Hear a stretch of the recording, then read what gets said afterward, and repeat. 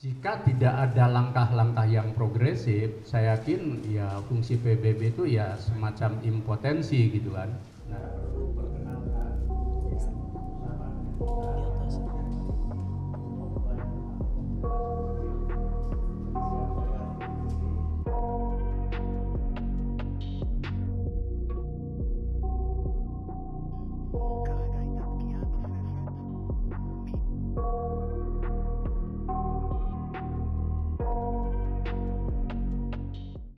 PBB bisa menghentikan perang dan mencari solusi yang sampai ke akar yang hampir semua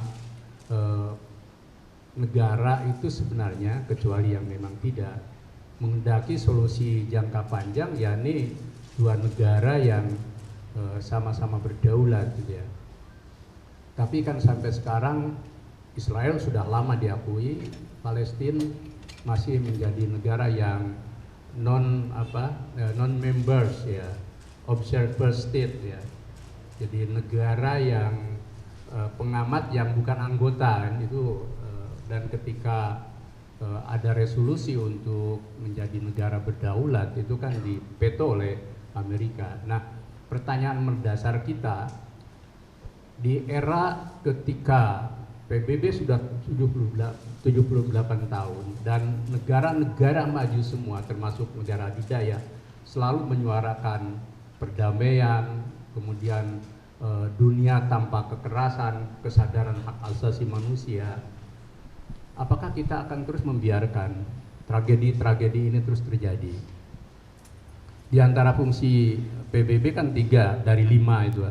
1, menjaga perdamaian dan keamanan dunia. Yang kedua, memajukan dan mendorong hubungan antar persaudaraan antar bangsa yang menghormati atau penghormatan terhadap hak asasi manusia.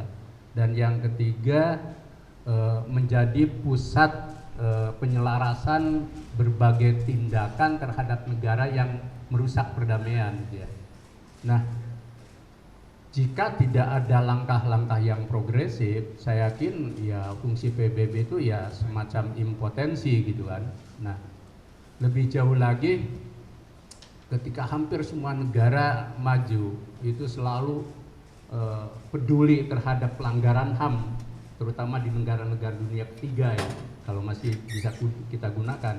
Hanya 1 orang saja, kenapa kok membiarkan tragedi terjadi gitu ya. Jadi kesimpulan kami sebenarnya peradaban modern dan kesadaran akan perdamaian, hak asasi manusia, demokrasi di tatanan global ini sudah di lorong gelap atau lorong buntu dari peradaban modern.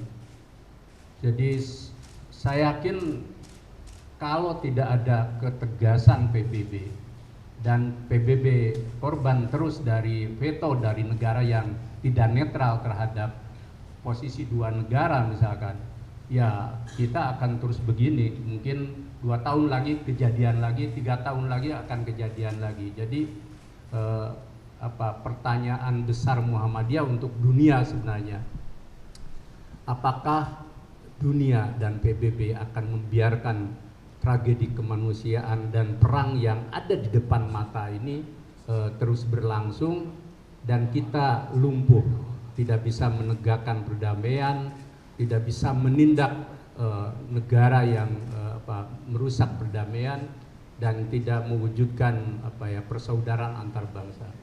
Bahkan forum-forum global baik yang dilakukan oleh negara maupun yang dilakukan oleh kelompok-kelompok masyarakat dan organisasi dunia tentang perdamaian ya nyaris cuman suara di atas kertas saja.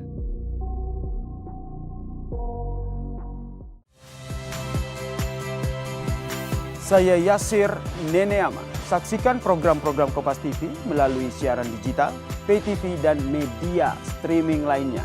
Kompas TV, independen, terpercaya.